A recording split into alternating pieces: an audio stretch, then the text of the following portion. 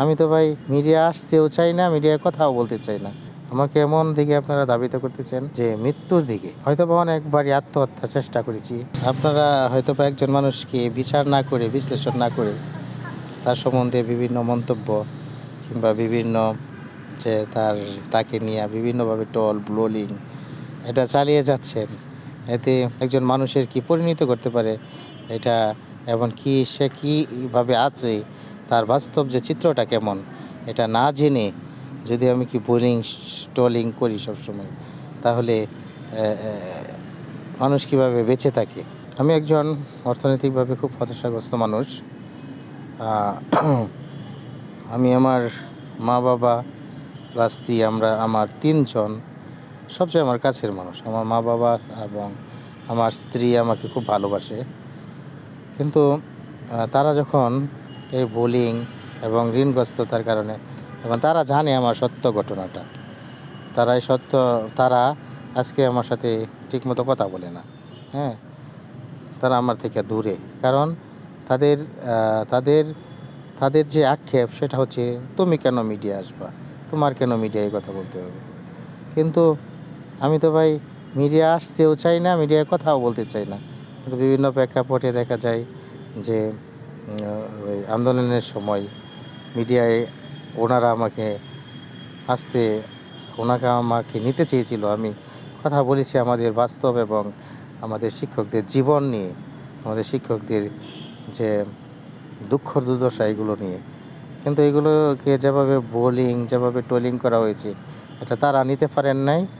তাদের হৃদয়ে রক্তক্ষরণ হয়েছে এবং তারা আমার সাথে কথা বলতে বলে না। কারণ কি?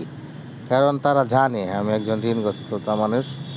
হ্যাঁ, আমি ব্যাংক থেকে এবং বিভিন্ন বন্ধু-বান্ধবের কাছ থেকে আমার অনেক টাকা ঋণ নেওয়া।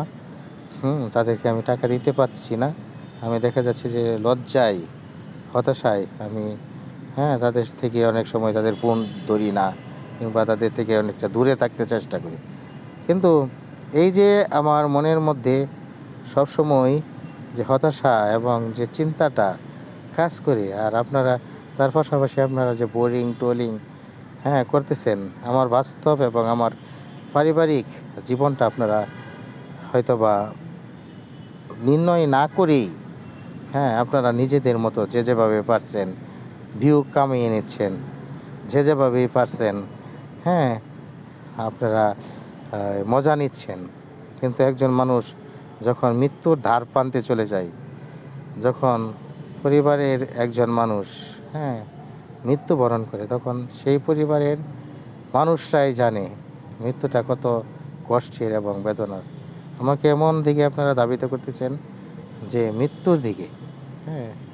আপনারা এইভাবে হয়তোবা জানেন না, হয়তোবা আপনারা নিজেরা কল্পনা করতে পারেন না আমি কতটাই হতাশাগ্রস্ত এবং দুর্দশাগ্রস্ত আছি অর্থনৈতিকভাবে। আমার এক ছোটো ভাই আজকে অনেক অসুস্থ। তার কাছ থেকে আমি বলছিলাম, ভাই তুমি আমাকে 25,000 টাকা দাও, তোমাকে দিয়ে দেবো। সে 1 সেকেন্ডও দেরি করে নাই, আমাকে টাকাটা দিয়ে দিচ্ছে। কিন্তু আমি তার টাকাটাও আমি দিতে পারতেছি না। এর চেয়ে ভয়াবহ এবং এর চেয়ে চিন্তাগ্রস্ত জিনিস আর হতে পারে না। এবং দেখা যাচ্ছে আমি এখন আমার ঋণগ্রস্ততার কারণে বিভিন্ন ব্যাংকে, বিভিন্ন এনজিওতে আমার প্রত্যেক মাসে একটা নির্দিষ্ট পরিমাণ টাকা দিতে হয়। দেখা যায় ওই সময় এমনও লোক আছে, আমি তার কাছ থেকে 5 বার চাইছি, 5 বার ফেরত চলে গেছি, সে একবারও টাকা দেয় নাই। কিন্তু তারপরও আমি বারবার তার এখানে গেছি, তারপরও গেছি, জানি সে আমাকে কী করবে, প্রত্যাখ্যান করবে, তারপরও গেছি।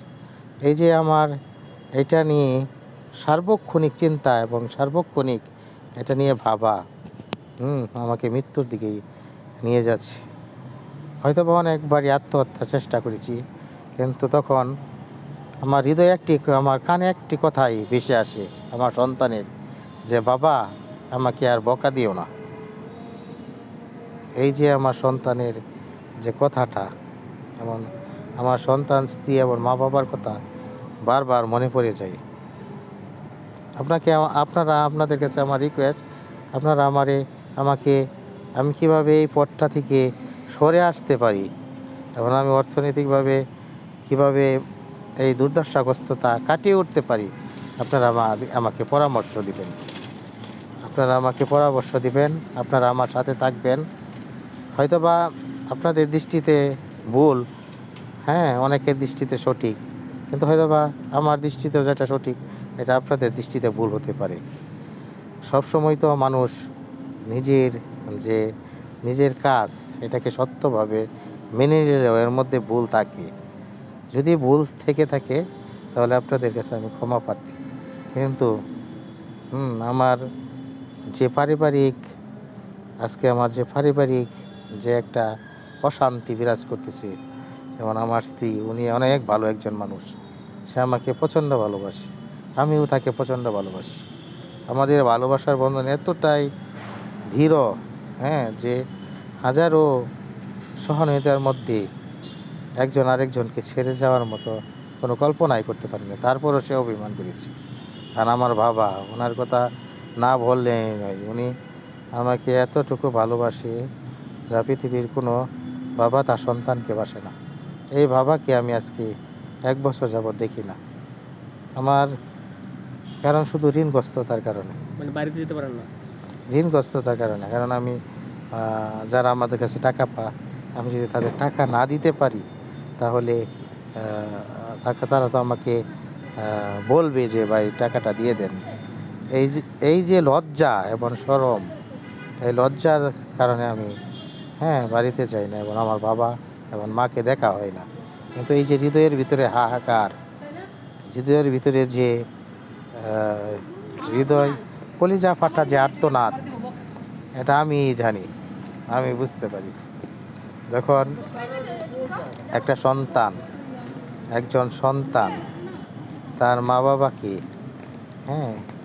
তার বড় সন্তান তার মা বাবাকে দেখে না রাখবে এবং মা বাবার সাথে কথা বলতে পারবে না, তখন মা বাবা যতই অভিমান করুক না কেন, মা বাবারও একটা কষ্ট লাগে। কিন্তু আপনাদের কাছে আমার ফরিয়াদ, আপনাদের কাছে অনুরোধ, আপনারা আমার জন্য দোয়া করবেন। আর যে বিষয়টা, আমার সন্তান, আমার স্ত্রী অনাগত সন্তানের মা হতে যাবে, আমি অনাগত সন্তানের বাবা হতে যাব। কিন্তু আজকে যে অভিমান, দূরে থাকা, এটা যেন অচিরেই আমরা একসাথে চলতে পারি। আপনারা দোয়া করবেন।